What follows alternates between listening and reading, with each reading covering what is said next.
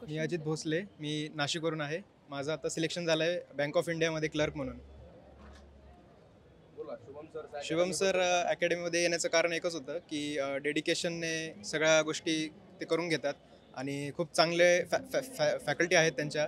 आणि फातिमा मॅम आहेत, यश सर आहेत, त्याच्यानंतर शुभम सर आहेत. पॉईंट माझं खूप वीक होतं, शुभम सरांनी ते पूर्ण कवर करून घेतलं. आणि इंग्लिश फातिमा मॅममुळे खूप आवडायला लागलं. खूप साऱ्या बुक्स पण वाचल्यात. मी स्वतःही एक नॉवेल लिहिलं आहे. त्याच्यानंतर आता ज्या ॲक्टिव्हिटीज होतात, जसं टेलिग्राम सेशन असेल, विकली टॉक असेल, वेस्ट पॉड असेल, तर या सगळ्या गोष्टी खूप चांगल्या आहेत. त्याच्याने खूप मुलांना फायदा होतो आणि त्या नक्कीच केल्या पाहिजेत. शुभम सर अकॅडमीबद्दल एका वाक्यात सांगायचं तर काय सांगाल? शुभम सर अकॅडमीबद्दल सांगायचं तर वन फॅमिली आहे. एक सगळं कुटुंब मिळून, सगळ्यांना मिळून ते अभ्यास करून घेतात, सगळ्या ॲक्टिव्हिटी ते करून घेतात.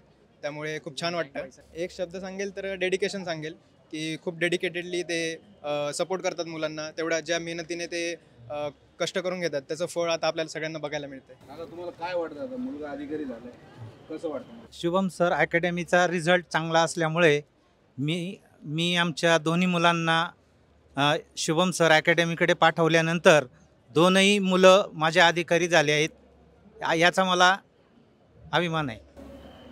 बाकी पालकांना काय सांगाल?